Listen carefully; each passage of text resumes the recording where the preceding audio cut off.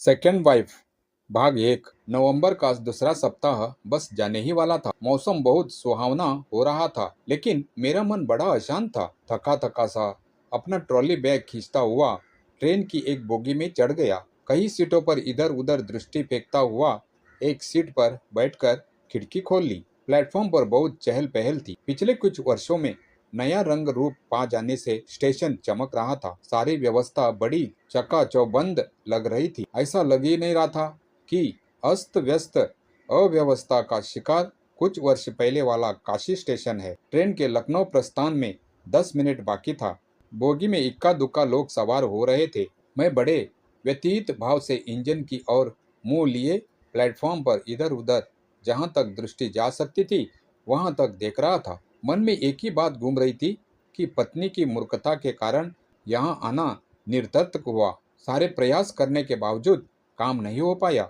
बार बार कहता था कि मुझे समय नहीं मिल पा रहा है।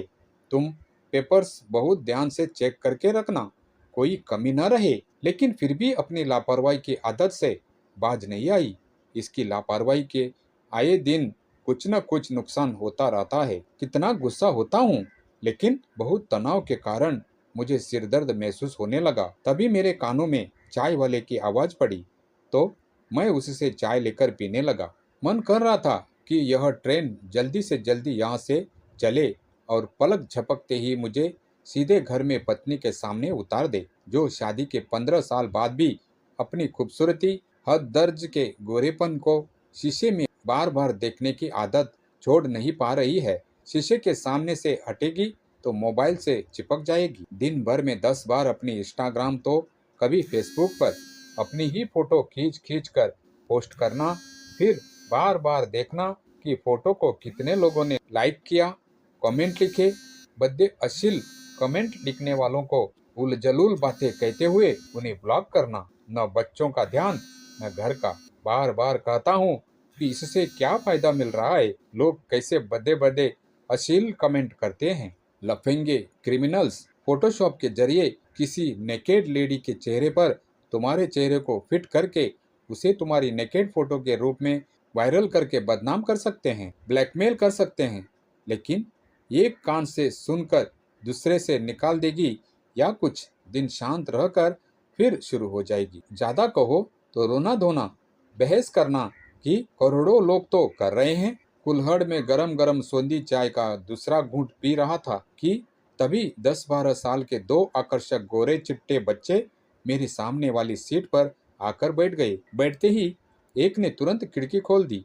दोनों खिड़की की तरफ बैठना चाहते थे। उन्हें देखते हुए मैंने चाय का अगला घूंट पिया ही था कि बिल्कुल सफेद सलवार सूट में एक सूटकेस एयर बैग लिए उनकी माँ आ गई। बिल्कुल मेरी पत्नी सी ही गोरी चिट्टी, भरे पूरे शरीर की आंखें मेरी पत्नी की बड़ी बड़ी काली आंखों की तरह काली नहीं, कंजई थी। पत्नी की आंखों की तरह इतनी आकर्षक कि मेरी दृष्टि उनकी आंखों में क्षण भर को हो गई। तभी मुझे लगा कि यह तो जानी पहचानी सी लग रही है।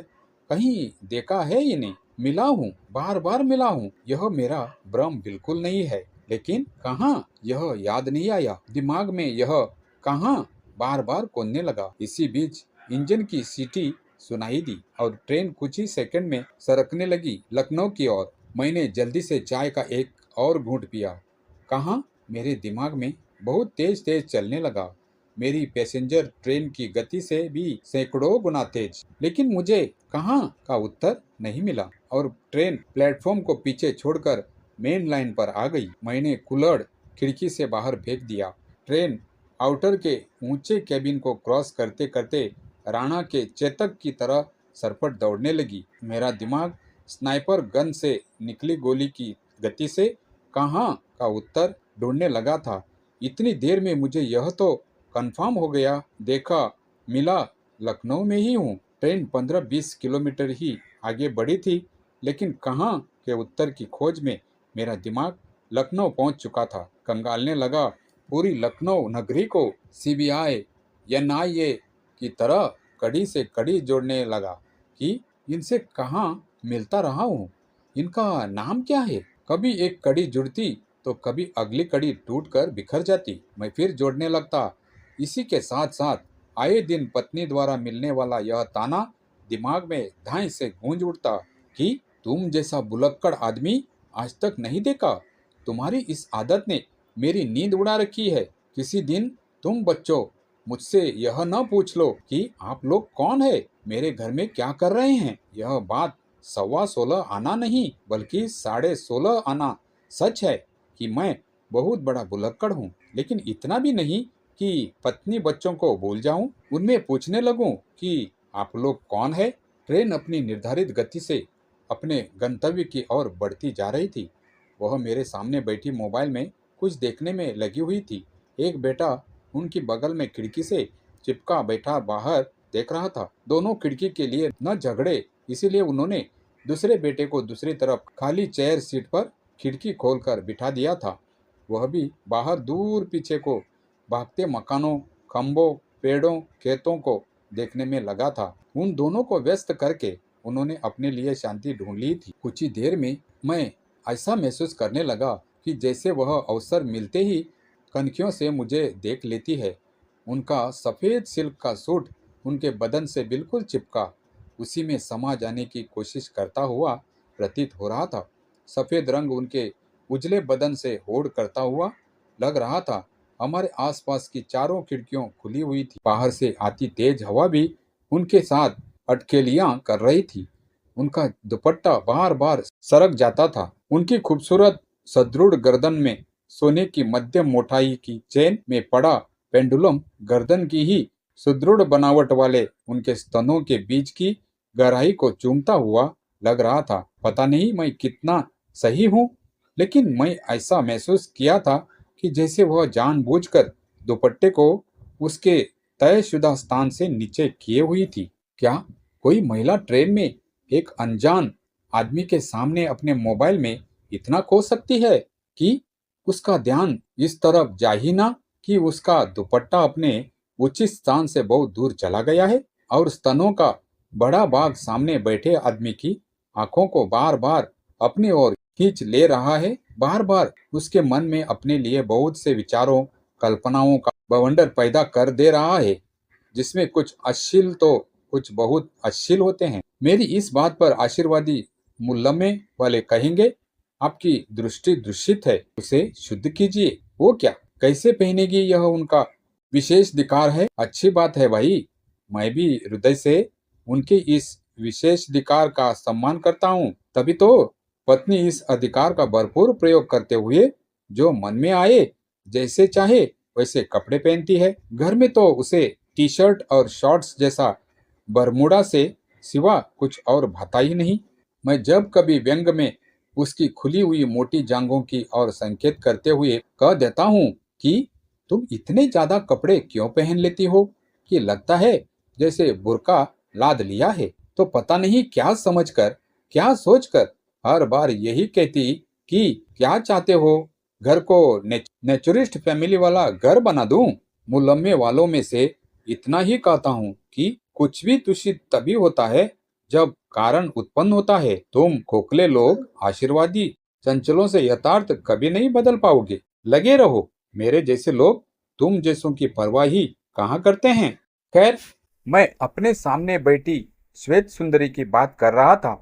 एक दूसरे को चोरी से देख लेने की आंख मिचोली में कई कई बार हमारी आंखें मिल जाती। ऐसे में मैं जहां संकोच के साथ इधर उधर देखने लगता, वहीं उनके चेहरे पर मुझे व्यंग भाव दिखाई देते, जबकि मेरे चेहरे पर संकोच के अलावा कोई और भाव नहीं होते थे। श्रील, अश्लील आदि कोई भाव पैदा ही नहीं हो रहे थे, क्योंकि मेरा मन वहां था ही नहीं। वह लक्ष्मण की नगरी लखनऊ में कहाँ का उत्तर ढूंढने में व्यस्त था। कोई सुराग मिल ही नहीं रहा था और ट्रेन चलती ही जा रही थी। बहुत तनावपूर्ण स्थितियों में करीब आधे घंटे का समय बीत गया और ट्रेन एक छोटे से स्टेशन के प्लेटफॉर्म पर रुक गई। उसी समय मैंने सोचा कि कुछ चाय नाश्ता लेकर इन्हें भी आमंत्रित करता हूँ। खाने पीने के साथ बात शुरू हो तो बात आगे बढ़े, कहाँ का उत्तर मिले। मुझे जो भी करना है तुरंत करना है, क्योंकि इस छोटे से स्टेशन पर ट्रेन कुछ ही देर रुकेगी। यह सोचते हुए मैं सक्रिय हुआ ही था कि वह बाथरूम की ओर चली गई। मेरी सक्रियता पर शुरुआत के साथ ही ग्रहण लग गया। मेरा तनाव एकदम बढ़ गया। मैंने सोचा, चलो आगे फिर प्रयास करता रहूंगा। खुद के लिए मैंने एक चाय ले ली। काशी में जो चाय ली थी वह चौथाई भी पी नहीं पाया था। तभी मन में आया कि चलो बच्चों के लिए कुछ लेता हूँ, बच्चों से शुरुआत कर माँ तक पहुँचता हूँ। मगर फिर यह सोचकर ठहर गया कि माँ की अनुपस्थिति में बच्चों को कुछ भी देना बहुत गलत संदेश दे सकता है, जबकि माँ आने ही वाली है। एक बार फिर सक्रियता से प्रारंभ होते ही शांत हो गई। तभी गाड़ी ने सीटी दी और उसी के साथ बढ़ चली मंजिल की ओर। छोटे बच्चे ने इसके साथ ही मुड़कर एक बार बाथरूम की तरफ देखा और बैठ गया। मेरे सामने बैठा बड़ा अपनी जगह जमा रहा। इस तरह एक बार फिर चाय पर उन्हें आमंत्रित करने की इच्छा अधूरी ही रह गई। गाड़ी ने जब प्लेटफॉर्म पीछे छोड़ना शुरू किया तभी वह आकर बैठ गई। बैग से एक छोटा सा तौलिया निकालकर मुंह हाथ पोंछा, फिर बोला, फिर बालों की सी पिन निकालकर 3-4 बार कंघा किया और उन्हें पीछे जुड़ा सा बनाकर फिर से पिन लगा दी। उनके बाल कमर तक लंबे और घने थे।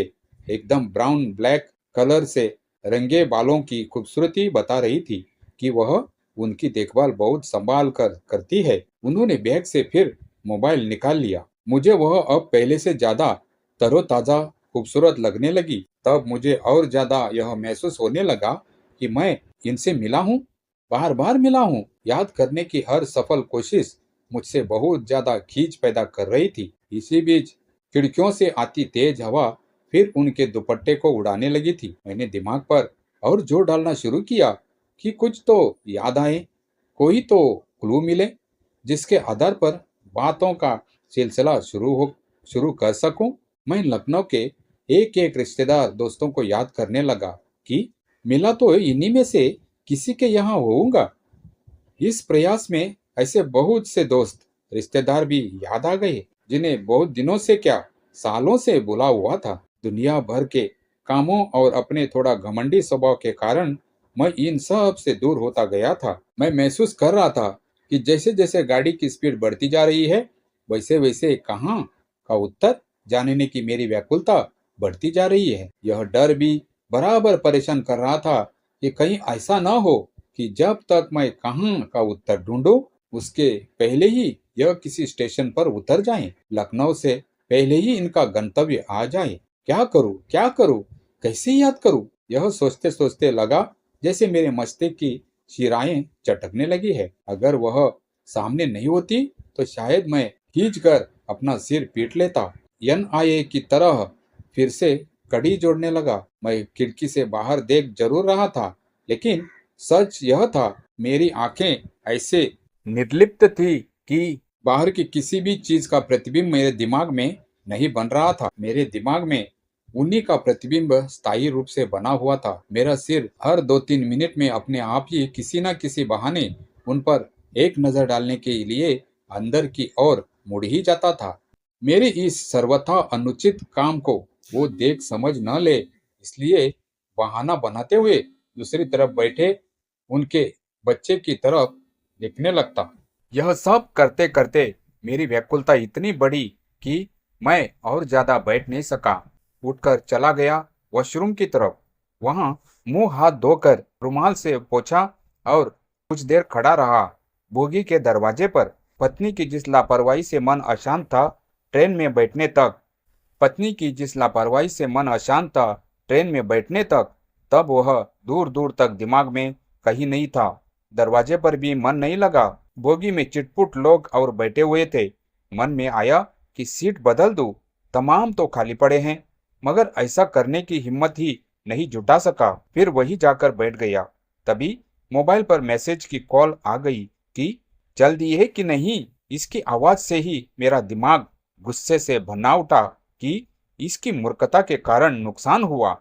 वह सामने ना बैठी होती तो मैं मैसेज पर पूरा का पूरा गुस्सा उतार देता, लेकिन उसके सामने बड़ी शालीनता से बात की। मैं हर वक्त सूत्र तलाशने में लगा था जिससे संवाद कायम रह सकता। सामने बैठे उनके बच्चे से संवाद कायम रखना चाहा कि चलो बेटे के सहारे माँ तक पहुंचूं, लेकिन बच्चे ने ऐसी कोई बात बढ़ने ही नहीं दी जिससे माँ तक पहुंचने का पुल तैयार होता। मैं खींच उठा।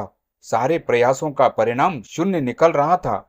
इस बीच एक स्टेशन और निकल गया, लेकिन गाड़ी नहीं रुकी। वह छोटा सा हाल स्टेशन था। वहां से कुछ ही आगे बड़ी थी गाड़ी कि बच्चों ने कुछ खाने को मांग लिया।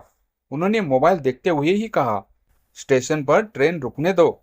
लेकिन दोनों ने फिर कहा तो बैग से चॉकलेट निकालकर पकड़ा दी। बच्चे फिर खिड़कियों के पास जम गए। वह मोबाइल पर फिर कुछ टाइप करने लगी। दोनों हाथों से मोबाइल पकड़े अंगूठे से बड़ी तेज से टाइप कर रही थी। अगला स्टेशन आने तक उनकी टाइपिंग चलती रही। जब तक गाड़ी प्लेटफॉर्म पर रुकी, तब तक उन्होंने लंबा चौड़ा मैटर टाइप कर व्हाट्सएप या फिर मेल पर किसी को भेज दिया। इसके बाद मोबाइल को बैग में रख दिया और बच्चों के साथ सिंक में हाथ धोकर आई। फिर सैनिटाइजर से सैनिटाइज भी किया। यह सब देखकर मुझे याद आया कि चलते समय मिसेज ने सैनिटाइजर 2 N95 और 2 दर्जन ट्रिपल लेयर वाले मास्क दिए थे कि इन्हें जरूर यूज करते रहना, लापरवाही नहीं करना। कोविड-19 इन्फेक्शन से तुम्हें पूरा बचाव करना है। तुम्हारी इम्यूनिटी बहुत कमजोर है।